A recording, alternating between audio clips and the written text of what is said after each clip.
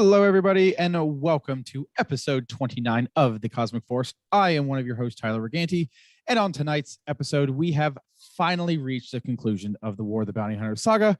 So we're going to share our thoughts on this memorable moment in Star Wars comics, history, and what comes next. But first, let's go around the room and say hi to the rest of the team here tonight, starting where we always do with Emma. Emma, how are you doing tonight? Hello, hello. I am doing well. It's a bittersweet day with the end of War of the Bounty Hunters, but I'm really excited to talk about all of it tonight. I think there's a lot to say, and yeah, I'm excited. Yes, that is awesome. We also have tonight with us Caleb, who fresh off of winning the unofficial Utini Halloween costume contest for dressing up as Lando. How you doing tonight, man? Good. It's getting cold down here in Georgia, so it's officially sweater weather. So I decided to dress down a little bit more casual to ease into this the slower period of life and enjoy some comics here with my friends. So I think we're going to have a really, really great episode tonight. I am looking forward to that. And our last host tonight, Jacob, who we are halfway almost. Do we see the light at the end of the tunnel of our first of our first semester of law school? We're well over halfway. I mean, I have 3 weeks of classes left, and then 3 weeks of finals. So it's the worst. It's honestly the worst part of this semester. So it time wise, we're plenty through it, but amount of work wise, not quite. So. All right. Well, luckily that means we can all, as Caleb says, spend a little bit of time amongst our friends talking about comics, because if this is your first time joining us tonight, welcome. We are a Star Wars comics podcast that broadcasts live right here on youtube.com/Utini every Wednesday night at 8 o'clock. And if you can't join us live, that's okay. We are available right here. All of our videos are available right here for whenever you get the chance. And we are also available on all of your favorite podcasting platforms. We are also a part of the Utini podcast network of nearly a dozen shows and a Discord channel at the utini.com/Discord with more than 1,000 members and dozens of channels to choose from. If you like what you see and you want to say thanks, then head over to our Patreon channel at patreon.com/Utini, where for as little as $5 a month, you can gain exclusive access to the entire Utini podcast network of shows, as well as exclusive merch and community involvement activities. So we're going to try to rush through a lot of this opening stuff because War of the Bounty Hunters was a big thing, and we got a lot of things to talk about, a lot of opinions to share. So we're going to go ahead and get right into the weekly pull list. It's a little bit of a short list this week, but Jacob, what do we have available this week? Yeah, so we have two comics this week. We have Bounty Hunters number 17, Escape from the Executor by Ethan Sachs, with pencils from Paolo Villanelli. The cover is by Giuseppe Camuncoli. The colorist is R.F. Priento, and the letterer is Travis Lanham. Star Wars 18 is Collision Course by Charles Soule. Pencils by Ramon Rosales. The cover is Carlo Pagulayan. Colorist is Rochelle Rosenberg, and the letterer is Clayton Cowles. These are the last two issues of the War of the Bounty Hunters. I would personally recommend reading Star Wars last. They don't spoil each other, but I think just a narrative conclusion, it makes a lot of sense to the event as a whole. So, and as always, you can pick the links up for those on Comixology in the YouTube description. And I would with tend that to agree cover, with that. I was gonna say, with that cover, I don't think there's yeah. a better way to end the War of the Bounty Hunters. So, I mean, that's a pretty awesome cover right there. Yes, I'm gonna need everybody to start getting used to me just praising all of the Kira covers, because you know that we're gonna get more. Each time I'm gonna say it. She's a badass. We've also got our other resident badass, Leia, and that just makes for the perfect comic cover for me. And I'm definitely picking this one up physically. Yes, absolutely. All right. Let's go ahead and roll into what we're loving this week. And we're going to start with our Art of the Week. And we did things a little bit differently this week in honor of the end of the War of the Bounty Hunters and everything that we're covering. We decided to join up and choose the best piece of art from the series. And for those of you who have been following along with the series, I'm sure you'll probably know what this is. And for those of you who haven't, and you haven't read at least War of the Bounty Hunters #1, this is your first, last, and only spoiler warning, because there it is. There is Kira. I mean, this is what the series is all about, right? I mean, if we're talking about War of the Bounty Hunters and we're talking about our favorite art, is there really a panel that's better than this one right here? No, absolutely not. Like, I will never forget the moment that I read this or saw this art, honestly, because I did not see it coming.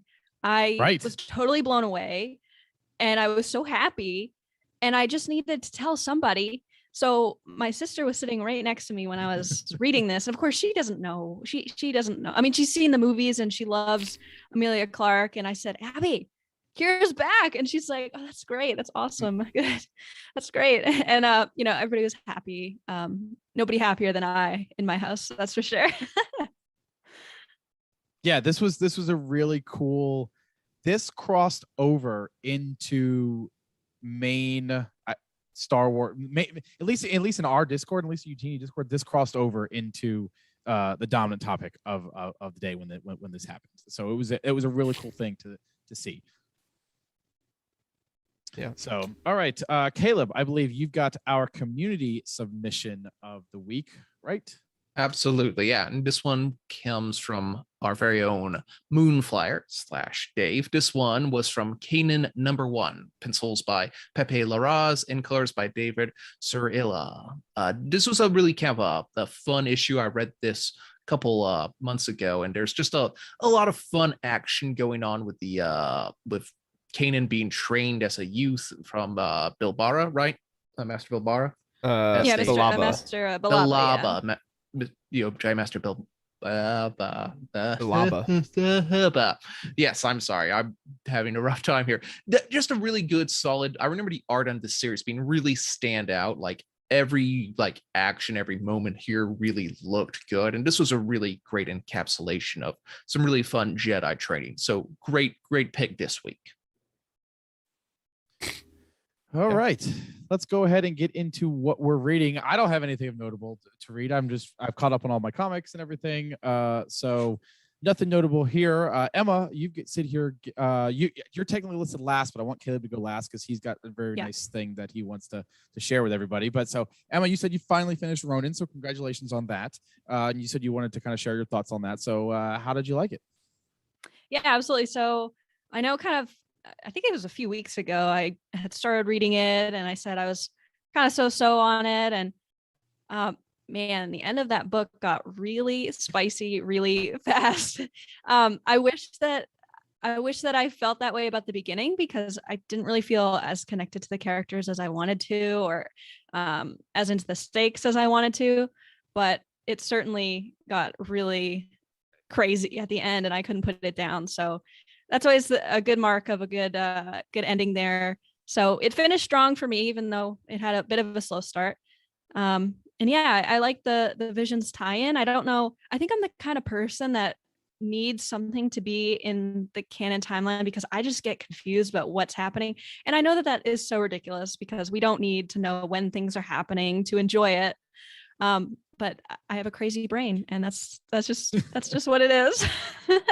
So yeah, it finished strong, and I wanted to let everybody know that I didn't end up enjoying it despite not being super high on it at the beginning. So it's going to be if we're doing Living Force ratings here, I'll give it a 7. It was pretty good. Good. I'm on chapter 2, so I've got a long way to go.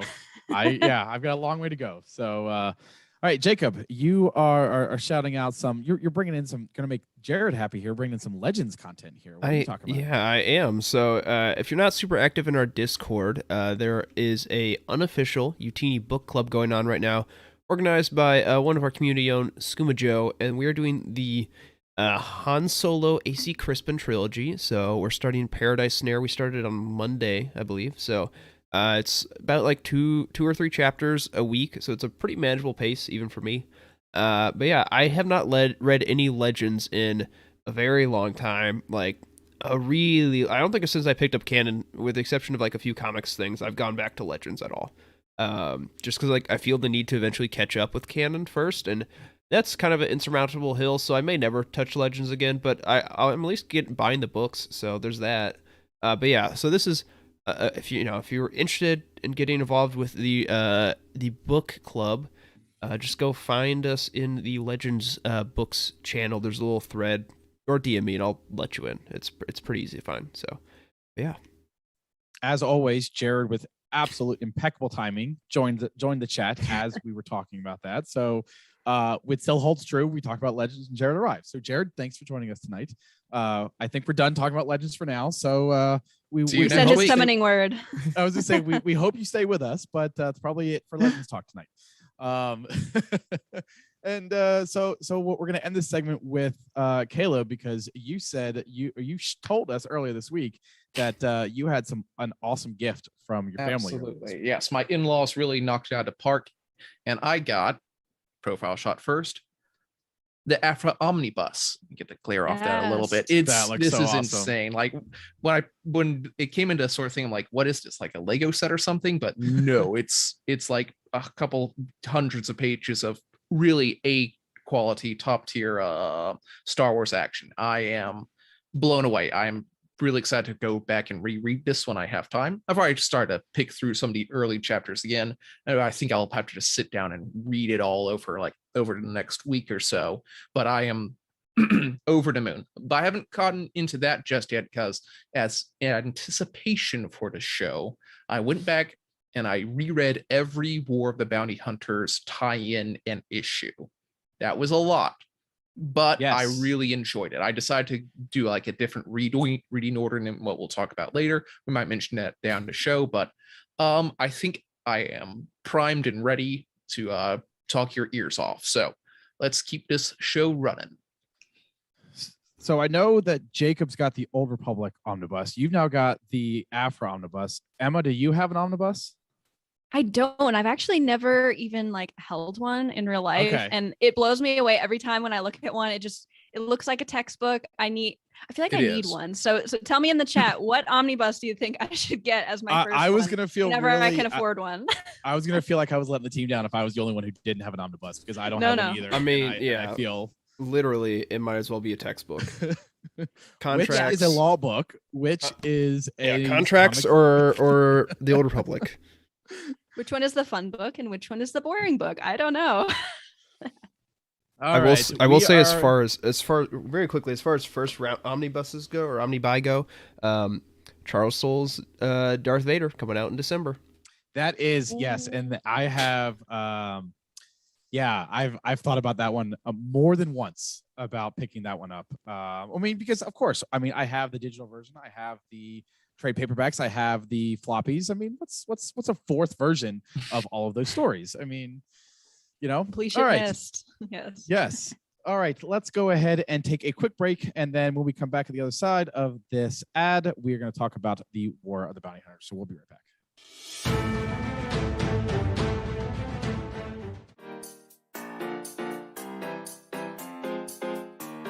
And the odd, like we see a Jedi Knight, Obi-Wan, jousting with a villain made out of bubble gum. Where did he get bubble gum on such short notice? Bubble gum. Dengar and Boba Fett have such a fun bromance in Legends, which is cool. Yeah. They're more of a rivalry in canon, but because Dengar's a little derpier in canon. In Legends, they are such a fun pair because Dengar saves him from Starlight. It is kind of heavy with her and her dad's relationship, and they're trying to figure it out, but then they're killing a guy in the bathroom, so it's okay. I want to have something matching. We look like freaking 3D glasses up here, but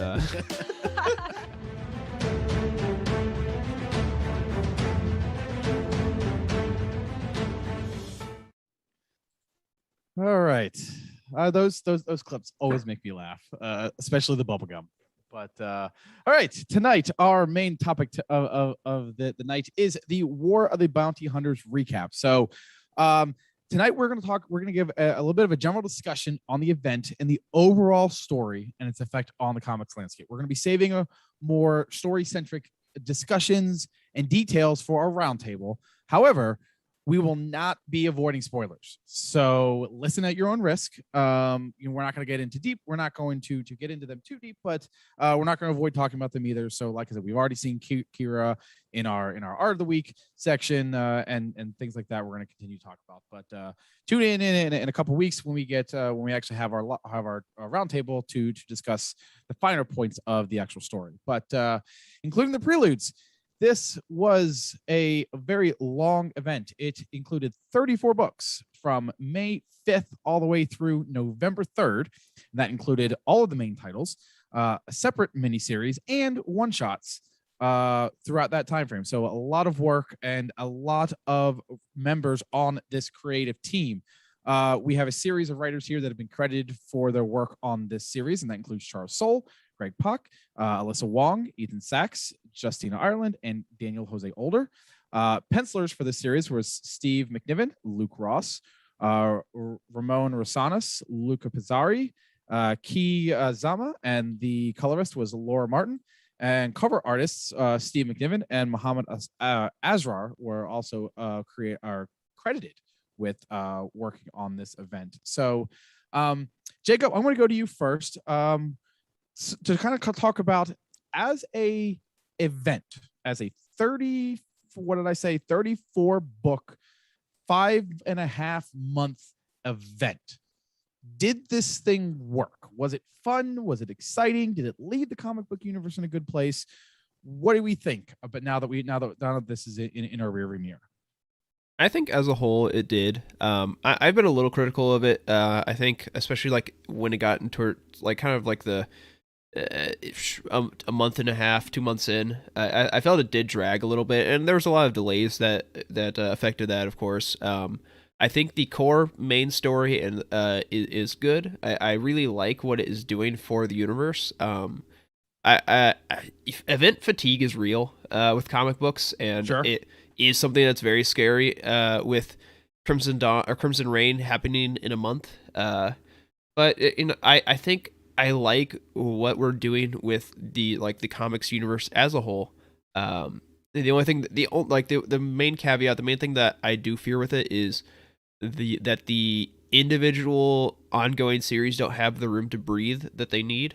And I think the most evident part of or example of that is Darth Vader, because I think the first 2 volumes of that were absolutely incredible, and I think the War of the Bounty Hunters volume of that is not my favorite. I will say that. Yeah, I could understand that. Absolutely. And I agree with everything that you said there. That I think that there were discussions at the beginning of this event that said, I'd really like to wait until everything comes out and just read it all together. And not that I didn't enjoy it, but I'd be curious to talk to those. Caleb, you said that you kind of just reread it all together. Did that change the way that you experienced this event?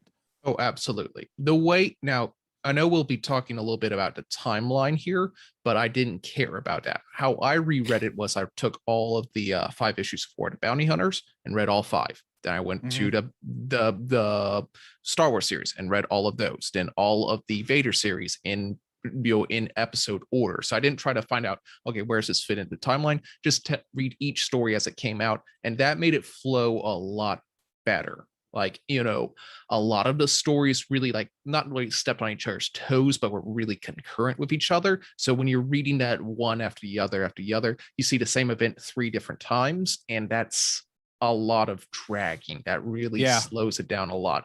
Like the worst part from a certain point of view, the Star Wars episode 4, like the anthology, the worst part was the Cantina section, because they decided to do 6 different stories all in one time frame, and boy did that start to get, after the second one, it started to get a little slow there. But each when you're reading through them, each of them like in order, the flow was so much better. So there's talks of like a omnibus and everything coming out. I'm almost a little afraid for that one, because then they would have to stack it in like chronological time frame, like when they were published. I feel like that could be an issue. Yeah, I agree with that. And the other point too that I'd like to make is if somebody really loves Darth Vader and they're reading the Darth Vader 2020 series, like Jacob mentioned, reading the first 2 volumes and like really digging it, and then all of a sudden you read the 3rd volume of Darth Vader with absolutely zero context with what's going on in War of the Bounty Hunters, like I wonder what that would do to a person's perception of that series. Like, and honestly, I don't think it's a huge issue, because I'd be surprised if somebody would read Darth Vader 2020 and not War of the Bounty Hunters, especially because Darth Vader features in it.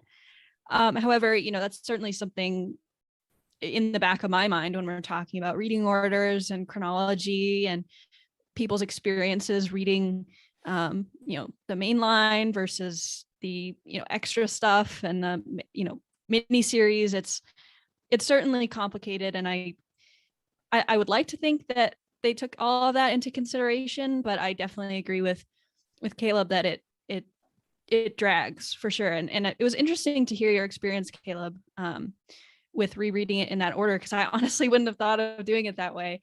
I definitely would have been the person that did it in timeline order, but you're right, like they all drag so much because you're seeing the same thing from different points of view, just like those anthologies. So I'm really excited to try to read it that way in the future. And I think that this is an event that certainly would benefit from a reread, instead of like if you were like us reading it week to week. I think maybe we'll all see it differently when we get to read it all together. So it's interesting that the chat was talking about this. Where did it go? Be Nasty mentioned, I still don't think War of the Bounty Hunters is an accurate title for the event, and I notated that because that was actually our next question that I'm gonna push to you, Emma.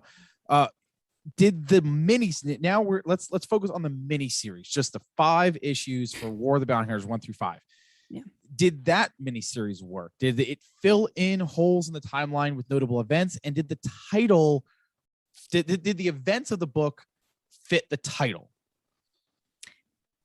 To answer the first part of your question, I think that the miniseries absolutely worked. It was exciting. I got so excited every week when it came out, and I was sad that I had to wait another month to find out what happened in the miniseries. In terms of the title, I don't really understand why they named it War of the Bounty Hunters, because I mean, there's really only Boba and some Valence in the miniseries, with hints of Bosk and hints of and Dengar. Yeah, but you only get them for like what, a few pages in total, and then you get their one shots. And I feel like it was an excuse to sort of make one shots, and maybe also a way to sort of like maybe throw people off the scent of the Kira reveal, which is interesting to me, because if that was the purpose, I wonder why they revealed it so early in the series. But that point aside, I think if we were proposing new titles, I might say that something more apt would be War for Han Solo or something like that, because everybody was focused on Han Solo, and it wasn't just bounty hunters either. We had like criminal syndicates and the rebellion and the Empire. Like there's so many corners of the galaxy coming for this one man, and I really liked that premise, honestly. Even thinking like, if we did get a War of the Bounty Hunters, what would I prefer? Like a war of the underworld or the syndicates or factions, or War of the Bounty Hunters? And honestly, I really liked what we got, so I'm happy with it. Yeah, like maybe I put a couple titles into chat, but maybe a more accurate title will be, at least for the main series, was Boba Fett Kicks Ass. I mean, he just he gets like progressively, like he does like fight in the arena, then he fights Forlom and Suxus, and then he fights Chewbacca, and then he like fights the entire Star Destroyer. Like he keeps like ranking up and up and up as he keeps like killing more and more and more people. So it is really kind of a Boba Fett butt kicking carousel. It's fun. And I'd almost argue that if you remove Boba Fett from the picture, that the Hutts actually play a bigger role than the rest of the bounty hunters. I mean, Jacob, am I kind of two out in left field there, or I mean, what are your thoughts on that? No, I mean, I would agree to a certain extent. Like, obviously, Jabba is huge, literally and metaphorically speaking. But then, I mean, you also have Boku is, I mean, a pretty important character, all things considered, in like the overall story of the event. So, no, I can see that, and just also with, of course, the state that the Hutt cartel is left in at the end of the story. Yeah, I don't know that it was definitely a pivotal part of the whole event. I just like the variety of Hutts that we get. We get jacked Hutt with a monocle. Like, yeah, it's pretty great. Would we all agree that of the three of the main tie-ins, the one-shots, and the miniseries is the strongest? If we were to- 100,000%. Yes. Yes. All right. I might make an argument for that the one-shots as a whole. Okay. All right. Well, we'll get to that in a second. We'll get to that in a second. Good one. I personally think that the miniseries is the strongest. One shots are a very close second. Absolutely. But before we do that, I think that it's also based on everybody's comments there, especially Jacob's. I think that Caleb, this next section, the main titles tying in, is probably the I don't want to say worst, because that's the wrong word. It's the most contentious. Yes. So how do we feel? Do we feel that the characters fit in naturally with the story? So the four main lines were Star Wars, Vader, Aphra, and Bounty Hunters. How do we feel though each of those main titles worked into this series? All right. I think Star Wars, the mainline series, did a pretty okay job. Like, it definitely, since it's following Leia and Luke as they're trying to come to terms with their loss of Han Solo, it definitely kind of made a like linchpin for them to try to like mourn his loss and try to regain that. So like dropping this on them was definitely a very effective sort of thing. And I feel like the characterization worked out very well. We got some really good Lando moments as well. So overall, I feel like the Star Wars series did a pretty good job of integrating in. It did feel like they were gearing up for a lot of like big events. Like right before this, they ended on some pretty major cliffhangers that I'd like to see resolved, but they kind of did put that in the back burner quite literally. So it'll be nice to see where we go from here, but Star Wars integrated pretty well. The Vader series. First off, that was the worst. We hit a big pause. Big reveal, big sort of thing, and then like literally like galaxy changing events, and then he like decided, you know what, my my estranged son's drug dealer best friend who's in prison, I gotta go deal with him now. Like, I did, while I was rereading it, I don't think I ever noticed it, but no one ever bothered to mention to Vader, man, why'd you give up Han Solo, who was literally in your hands? Like, the whole reason that this whole thing started here is because Darth Vader didn't just like hold on to Han Solo. Didn't he think he might need that? No one brought that up. So just the kind of a weird little aside there. Vader definitely had some problems. And even if you read through the main series, the timeline's pretty jumpy, even in the series itself. They introduced some, I guess, new characters like the Umbrian. Now, one thing, the Umbaran. I was going through the Wikipedia, and I totally forgot that she actually did appear in the live action. Totally forgot that. Yeah. She's in Revenge of the Sith, like staying next to Masameda in like the Senate chambers. That's right. So like when I first saw her, I was like, oh look, they're introducing another character. Totally forgot she was even in the actual live action movie. So that was really cool. Bounty hunters.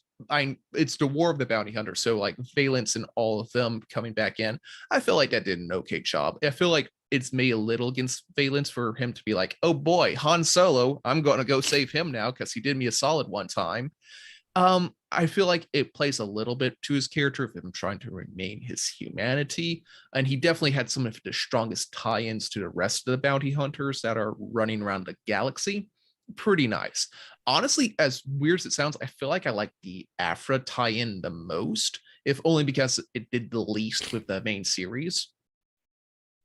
Interesting. Interesting. Yeah. Yeah, like her, like it's almost like this was like a side quest. So if you had like the main plot, her story like intersected a little bit, but like she was still there for her own personal reasons. She wasn't there for Han Solo, so that they gave her more like ways to expand and go to like different parts of the Vermilion, the capital ship. Like her like side characters had her own quest in the spot, so like she had a lot more organic reason to be there, and I feel like that will pay more dividends in her story, in the story that Alyssa Wong's trying to tell through Afra down the line. So rather than having to like really shift gears and fit into the story, I feel like they did a good job of like skimming over the surface, not diving too deep into it, but enough so her character there can interact with like Boba Fett and Darth Vader, and then exit and do what they want to do in the main series.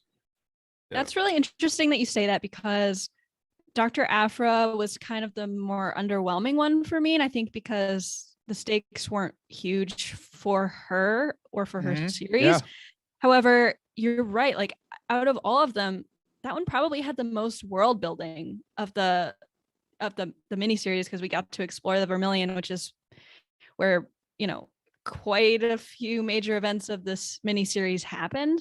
And also, I mean, I'm always down for more Sana and Afra adventures. Like those are always awesome.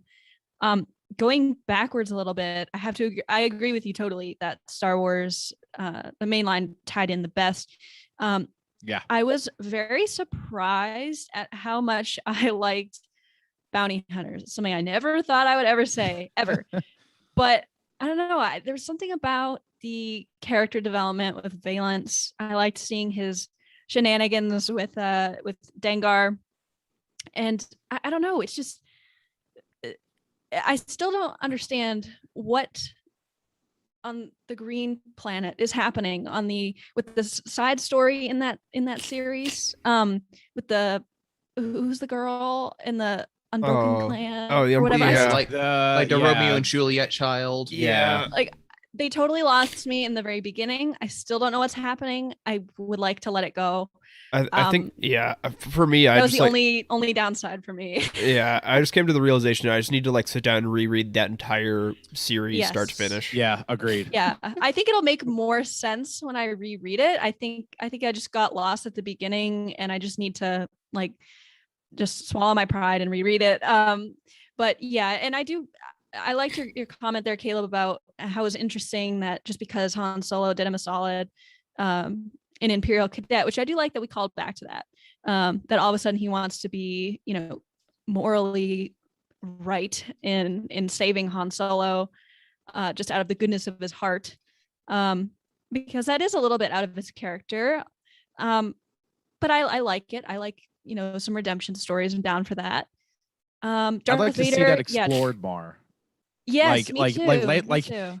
Now that you mention it, like it is kind of odd and it kind of goes against his character, but let's explore that a little. Like if we get to explore that a little bit more as we get back into, then I think that will help this arc feel even more connected to Valence's story. Oh, I totally agree. And I won't say anything about the issue that came out today, but it gave me some ideas of like where we could go with his storyline in relation to Han Solo and his Han Solo saving him, sort of making him a better person. I have some ideas with where that could go based on today's issue.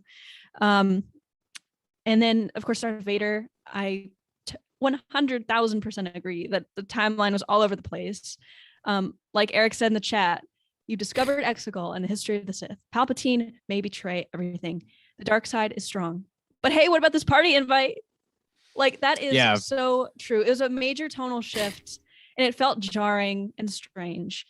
And it's too bad because Darth Vader 2020 was going so strong. It was so good. And I mean, the stuff in Darth Vader, is still good. It's just not up to the level that it was. I mean, we're getting some like timeline story crazy stuff that had huge impacts on everything. And we can't expect that to happen all the time. We were definitely spoiled for sure. I think one thing with this, am I crazy, but it just seems like his character arc was like a circle across these past 6 issues, because like at the end of volume 2, it's like, all right, Vader, like you gotta stop worrying about Luke. You are rededicating yourself to the Emperor and the Empire, and you serve me, and like forget everything else. Like this is your duty. I am mentally breaking you. And then we like go through this whole thing, and he's obsessed with Luke the entire event, and then he comes back and it's like, all right, Emperor, I am dedicated to you again. We're gonna go do Empire stuff. Here's my Superstar Destroyer, and I'm dedicated to the cause again. And it's like I feel like we just did this. He was by far the most shoehorned in character, and it's a shame because of how much momentum it had come before this event. And like that's I can't that is the as much as I didn't enjoy Vader in this, that's the one that I'm most like, can we get back to this please? Like more the behind ever. Let's go back. And Caleb, you mentioned you kind of changed my complete thought process of Aphra in that I didn't really enjoy the Aphra comic in this, but if I look at it from the lens of it's just the B plot, then it kind of changes my whole perception of the story.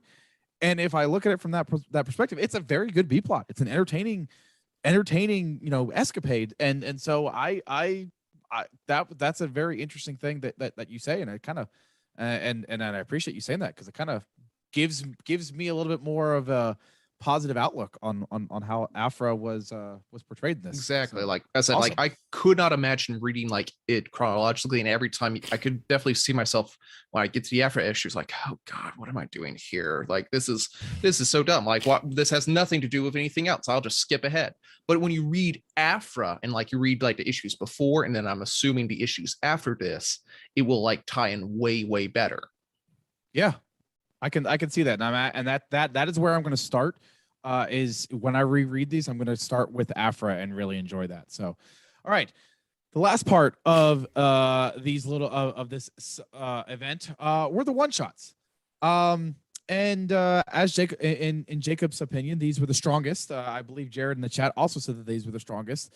I thought these were very good. I think that the one shots, I would have loved to see the one shots if we were to remove the tie-ins and just done War of the Bounty Hunters and allow the one shots to kind of give some character depth.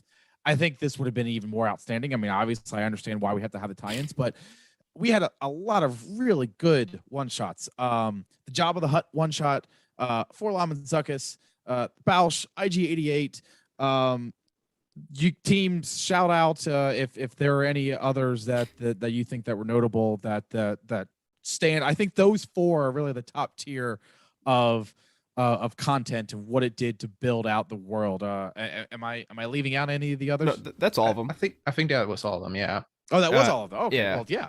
Yeah, no, you got it. For my money, I think honestly, like shockingly, I did not see this coming at all.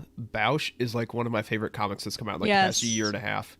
Like it's incredible. It has no business being this good. I've never cared about this character because we never technically we've never seen this character on the live action. I guess there's like that Forces of Destiny short, but right. It's a character that's like technically we've never seen, and like I like read this thing like I just want like Alyssa Wong to just like, I mean, I obviously want her to keep doing Aphra, but I just want her to do that. Like I just like, please like give me an entire series about Bausch and his like buddies working for the tags. Yeah, like give me that. Like it's amazing. Well, yeah, I was shocked at how much I enjoyed that. I mean, out of the entire list of one shots, I thought that was going to be my least favorite, and man, I was blown away by that. And I think you go ahead. I was about to say, it's such a simple sort of thing, like my spoilers, but like the whole like I didn't like just casting them as an exile clan living like a life apart from their entire family is like, oh boy, sympathy, here it comes. Like, oh, it's and like it's surprisingly told like a lot of the backstory of that as well. Like it's a one shot, so yeah, it's a little bit longer, but there was a lot of depth in that book too. Yeah, I mean, I think what is it, like 10 extra pages or something like that. And Alyssa Wong, she used those very, very smartly, I would say. I mean, yeah, like who would have ever thought that we were gonna walk away from this and we've got an IG-88 one shot and we've got a Jabba the Hutt one, and we walk away saying that this is one of the best ones, the ones that we enjoy the most. I would have never even bet money on that ever. Exactly. Bosch and his essentially his Power Rangers of exile. Yeah, very Power Ranger vibes. Yeah. And we can't talk about this section without talking about Dava Lompop. Yes. Jared, there was not a Dava one shot. She was featured in the Jabba one shot, but I appreciated how different each of these were in the Yes. sense of they were all. Forlom and Zuckuss was funny, like Yeah. question mark. Well, yeah. Well, it was that. The thing is, all of them were written by different people, and Yes. Forlom and Success was, by friend of show Daniel Jose Older. And like fun fact, I don't know if you caught that, but I mentioned the from a certain point of view, and Daniel Jose Yeah, he Older wrote did the one of my story for that. Yeah, he wrote a story in the certain point of view about a stormtrooper who deserts because he loves dewbacks. Oh, And that in the one, okay. Forlom and Zuxus one, like you see they like human riding a dewback and they say his name, and that's the same like trooper from his one shot from his little side story. He also my gosh. wrote the Forlom and Zuckuss story in from a certain point of view, Empire Strikes Back as well. That was the interview run, right? Where they Yeah, and they were making notes in the magazine. margins. Yeah, Yeah. it was Interview. stet, which is like an editorial term. Yeah, it's Yeah. strange. It's all coming together. Yeah, I think if I learned anything, I mean, I already knew coming into this I loved Justina Ireland's writing, but this just made me want more Justina Ireland comics for sure with the Jabba the Hutt one. And my wish came true. We are getting a Star Wars Adventures comic with Dava Lompop, which is going to be awesome, written by Justina Ireland. I don't remember what issue number. I don't know if any of you guys know off the top of your head. I kind of want to say 18, but yeah, I don't know. I was trying to look it up like as we were talking, but then she's writing on the she's one of the writers on the Life Day Treasury, and then she's also on the High Republic Adventures Annual. I believe. So I'm very happy that we're getting more Justina Ireland comics, because I was again, like with the Bausch one, I did not think I was gonna like the Jabba the Hutt one because I've never really cared for Jabba the Hutt. I found him like really gross and horrible. But I was like, oh, okay, this is interesting. And then bring in Dava Lompop, and I'm like, okay, this is very interesting. So yeah, she just kept upping the ante, and I like that. I appreciated the joke in the Dava Lompop one shot, because that was in the one shot, right? Where I think it was Boba was like, talking about like eating her boyfriends or whatever. More of the eat your boyfriend type, and she was and like it was a joke at the beginning of the book, and then towards the end of the book, she actually does eat her ex, and so it was just those little moments where it was like, oh, that wasn't just a one line, like a line. That was like there actually was some payoff there. So yeah, there were some memorable moments for that, and we can all Naked Palp's got to run for his money from I was just about to say that. Naked Zuckuss. I mean, and he was in a bathtub, right? Or like Yes. a gas thing. Like, so he was also slightly slimy, I guess you could say. Yeah, I hope Jared's still here, because that was for him. I did find the Star Wars Adventures cover with her. It is Yes, issue there number it is. 14. As of right now, it is coming out in January. So keep an eye out for that. Awesome. Oh my gosh, I love her hot pink pants. Those are amazing. Love it. she's a really cool character, and I'm happy that we're gonna get a little bit more from her. So, all right. One of the other main topics of discussion throughout this event was sort of a reading order, or and that's more than just, well, do I read Star Wars before I read Vader, or do I read War of the Bounty Hunters 2? It's also a if I didn't want to buy all of these and there was just I wanted to get the meat of this story, what books should we read? And Jake was kind of sort of the one in our Discord community that was kind of leading that charge and kind of told everybody, yeah, this is an important one. Yeah, definitely read this one before you read this one. So he kind of created his own little what we're calling the cost-efficient important story beats or important and necessary story beats reading order here. So Jacob, I'm going to go ahead and let you kind of dissect everything that you've got here on the screen. Yeah, so I'll preface this with this is definitely not a one size fits all solution. I kind of did this not at the last minute, but anyways, obviously if you want the cheapest possible, I just want the story, just read the miniseries. That's it, like in the alpha, obviously. And then you can. I would add the one shots next, and then obviously, like if you've been reading Dr. Aphra this entire time, I would probably keep reading Dr. Aphra. So you can kind of pick and choose as you want. But I made this to kind of try and attempt to make somewhat of a list. So on the left is the official. Here's every single issue, and it's 34 issues, which would cost you over $120, like $136, something like that ballpark. So obviously that's a lot. So I pared it down to 20 issues, a lot more reasonable. And then even again, you can even pare it down to just the alpha and the mini series. And then I would honestly, even before I actually added the one shots, so many qualifiers, I would add Star Wars 18 that came out today. I think it is like the emotional bow. Ending, the bow that wraps it all together. And so all the green ones are like the top level. I would get those. And then the white ones I picked a few tie-ins here and there that I think are valuable to either valuable to the story or just are good. And I'm not going to get into my rationale for every single one. Although if you like have questions, just like find me on Discord or Twitter and I will like walk you through why I picked the ones I did. But I tried to pick ones that, it would make sense at least without having read the whole entire thing. Like, I'm not going to pick Bounty Hunters 14 if I needed to have read Bounty Hunters 13 as well, kind of thing. So I tried to get ones that worked well on their own in the context of the greater story, but I thought added something a little special, a little different to the story. And I definitely also tried to get a little of each ongoing series in here, so it's not just, it would be honestly easy to add just all the Star Wars extra issues here and there. But yeah, so this is my list. You can do whatever you want. Again, this is not a one size fits all solution, but I think it's pretty decent. You definitely get the full story, with a little bit of side adventures here and there without going too crazy. Yeah, I would agree with that list for sure. And I think the other thing too, if you really want to customize your experience, you can, sort of play around with different reading orders and things like that.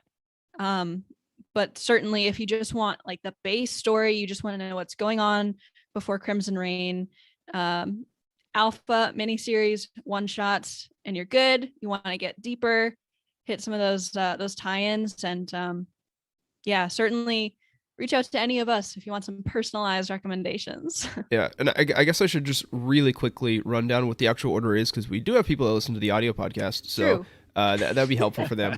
So it goes, this is the order.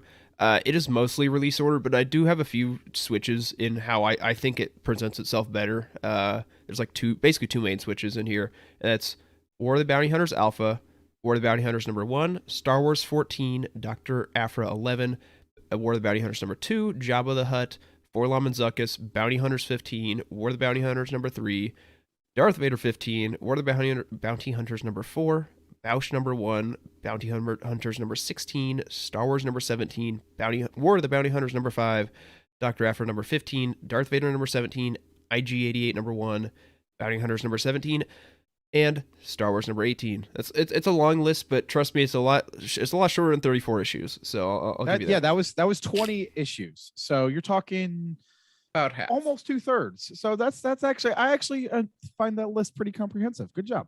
Yeah, and obviously, you can do whatever you want. You can cut it down. And then if you have Marvel Unlimited, then cost isn't really even a barrier. You just have to wait a little bit. But your time is. So I'll say that. Yeah, that was absolute. Yeah, that was an awesome job, and because I know there were a lot of questions there, and there are a couple issues, especially if you're reading them as we did our release issue, where Star Wars and Dr. Aphra, Jacob, I think it felt like there was one time early on there was a like specific Dr. 3/4 of Aphra the books issue. were the exact same.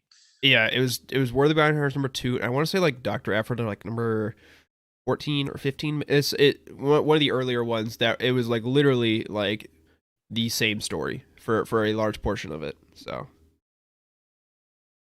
but all right, so this was a historic event in Star Wars comics. It was the largest crossover event in Star Wars comics publishing, and it kind of introduced it kind of kicked off a new saga, a new thing, because at the end of War of the Bounty Hunters number 5, we are actually we're told that that's actually going to lead into a whole new series titled Crimson Reign, which is coming out later this month. Jacob's got this amazing, it's also going to be 5 issues, and I believe these are the 5 connecting the Ario and Andito connecting covers, correct, Jacob? that's right. And a quick correction. It's actually, I want to say it's the second week of December is when it starts. It's been delayed already, so I want to say it's either, it might be December 7th or either that or the 14th. But yeah, for now. Exactly. And we do our best. We do our best to keep up with delays, but yes, there have been a number of delays, especially in the last couple of weeks. Exactly. And for audio listeners, just real quick, the art is really beautiful. It goes from left to right, kind of a nice collage featuring both from left to right, Darth Vader, the Emperor, looks like a TIE fighter pilot. We can debate on who that is, yeah. But it looks like a TIE fighter pilot. The Knight of Ren from the Ben Solo miniseries, Rise of Kylo Ren, with a lightsaber, and then of course everyone's favorite Kira in profile. Yeah. So exciting times ahead. Maybe some lightsaber action. Yeah. When I read the news when it dropped, I was so excited that we were gonna get some more Kira stories. And I won't spoil the little preview that they had for the first issue on StarWars.com. I think it was like last week. There was some exciting dialogue in there.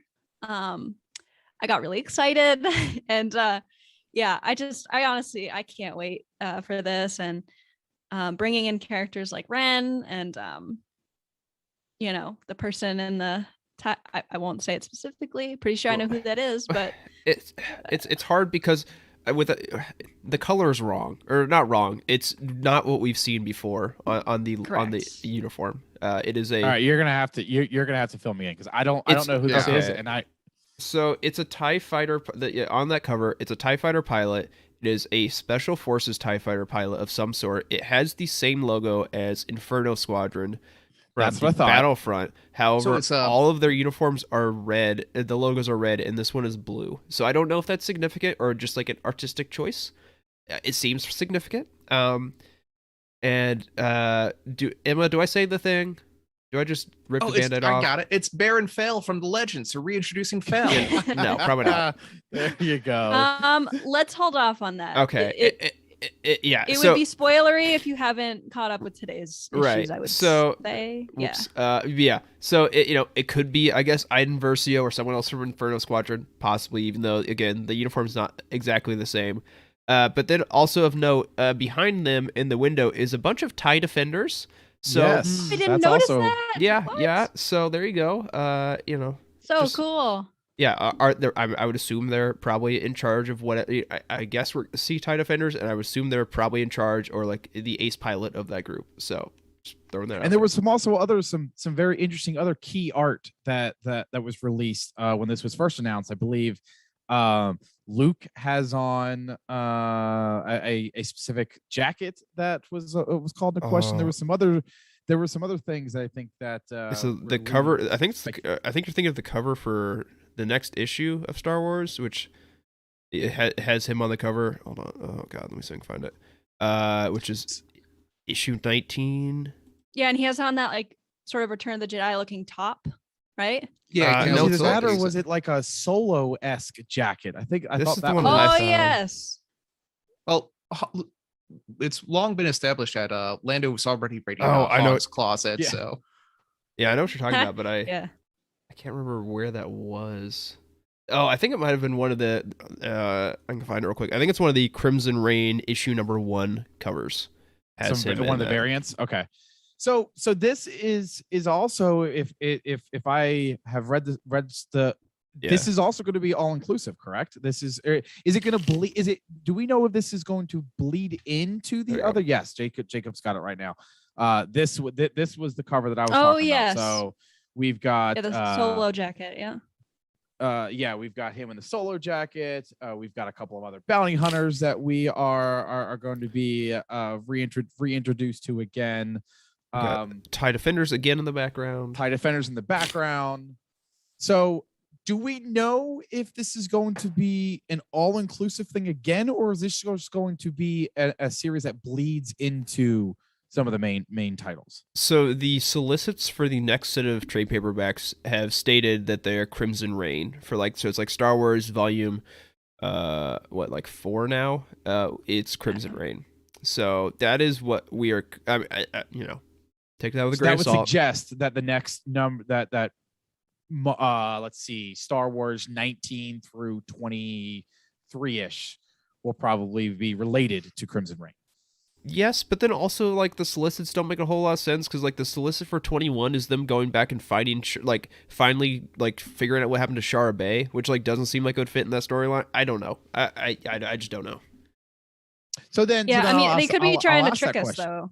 Yeah, I'll ask that question. Do we want an all-inclusive, or do we want this to be sort of its own self-contained in so much? And if the story necessitates it bleeding into the others, it will. But do we want this to be a 5th or 6th, I guess, independent story that we have going on? I'll start with Emma. I would like for it to be independent. I think I miss, as much as I enjoyed War of the Bounty Hunters, and I truly did, I'm excited to go back to their stories because I think that they were hitting a good stride before we all kind of came together in War of the Bounty Hunters. So I do miss the independency, or however you want to put it, of the the tie-ins. So I'd be interested to see what something like this, how it would do independently on its own. However, of course, at the same time, we see that Luke is in it, and Afra, and I'm sure Leia and Lando, and everybody. I'm sure that they're going to be involved in some way. So there has to be some way to work them in, or sort of advance their stories along in their respective series, so that there's no confliction. So I'm not sure how to do that without working them in together, but the writers and story group there are much more creative than I am, so I'm sure they have a solution. I would like it to be the way that I've seen it work in other DC, because I used to read DC comics a lot back in 2015 when and I enjoyed reading crossover situations there where Batman might be on the phone with Wonder Woman and talking about a situation, and it'll refer to something Wonder Woman's doing, and then in the bottom corner it'll say as seen in Wonder Woman issue number. So it doesn't really bleed. It bleeds together, but it's still this. Wonder Woman was doing her own thing. Batman was doing his own thing. Superman is doing his own thing, but they're all live in the same world, and they all do crossover when the stories need it to. But you don't need. Whereas War of the Bounty Hunters, everything was tied to this one Crimson Dawn event. I would rather it just be, let's have it run independently and cross over where it needs to, and just be, have that little bubble at the bottom of the panel that says, if you want to know more about this, go read Star Wars number 19. Caleb, what do you think? I kind of wish they did more of what happened with Dr. Aphra. I think this Crimson Empire, this Crimson Reign is going to be a big event. I would like to see all the other sub chapters, all these other individual ones react to how this main story is going, not necessarily intersecting straight through, but deflecting off of it and having those events influence the story that's going on. That'll definitely make it feel like a bigger world, but I don't want everyone to have to hit the brakes and deal with what was happening each individual issue. I wish their stories would continue on, but have like an impact, like a spin put onto them as to what happened with Crimson Reign that's going to come into play here. So I don't want everyone to stop and everyone to be like, I would like some more direct influences, but well, I would like more indirect influences, like stories being spun off into new exciting concepts from things that are dealt with out here. Jacob, I'll give you last word before we wrap up for the night. Yeah, so you got me thinking a little bit with how you're talking about DC events, and I just went back and checked because when I was big into DC Comics, one of the big events that happened was Dark Knight's Metal, and I was like, I thought about it because this came out like 5-ish years ago or so, 4 or 5 years ago, and when that event happened, it was like a 5 to 6 issue like mini series event with tie-ins, but DC didn't tie every single comic book into it for all 5 months. They like it would be like you have your five or 6 issues, and then like pretty much most of the ongoings would have one issue that tied in, and just one issue. So like Batman's like suddenly or not Batman because he's always in everything, but like Aquaman has like one issue where he's doing some like legit event stuff, and then he goes back and it's like doing stuff that's probably tangentially related to the event, but it completely stands on its own. So I think that model could work better. So again, you're not tying up everything, but the other thing you could just do is I'm okay with a crossover event. Maybe we just don't cross over every series. Like, yeah, you don't need I don't need all 4 series going on at the same time with Crimson Reign. Like if like the story like organically makes sense to have Vader and Kira and I don't know. Let's just say Vader or not Kira. Vader and well, I guess yes, Kira, but she's not an ongoing title. Let's say Vader and Luke. And Luke. Yeah, just hypothetically, just Vader and Luke. Just have Star Wars and Darth Vader crossover, and let Dr. Aphra do her own thing, and let the Bounty Hunters title do its own thing. Like, we don't need every single one to tie in if we don't have like a legit story reason to do so. I'd be down for that. Yeah, I think that's a great solution to this like sort of dragging feeling that we felt sometimes in having 4 tie-ins. I think that would be a great solution. Yeah, I think that's I would 100% agree with you, and I think that's a good place for us to leave this conversation tonight, because I really think that's how we can see this really benefit for moving comics forward. So before we sign off tonight, I do have one more announcement. Our next roundtable is going to be the High Republic Adventures of Volume 1, which as of today is scheduled to be released. Or I'm sorry, our show is going to be on 11/17. Jacob, do you have a release date for that trade paperback? It is likely the 16th, but no, not off the top of my head. Okay, it'll be a Tuesday, I believe, either the week of this roundtable or the week before.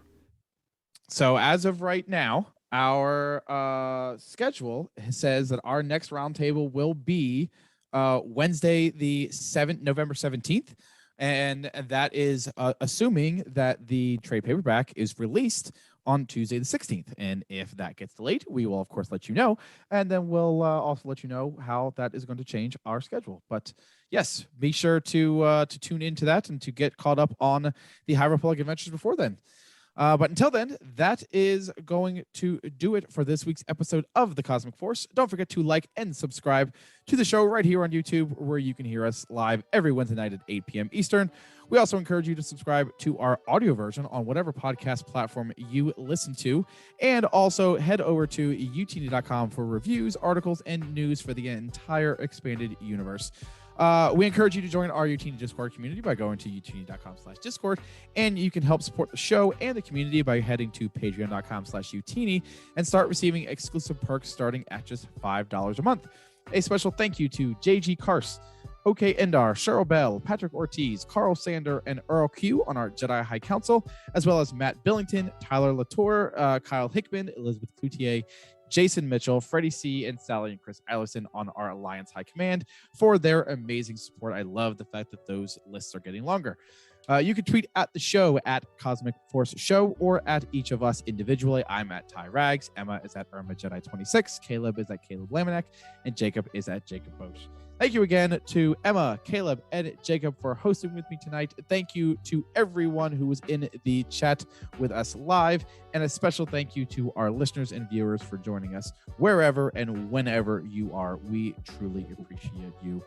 We will see everybody next week, but until then, may the Force be with you.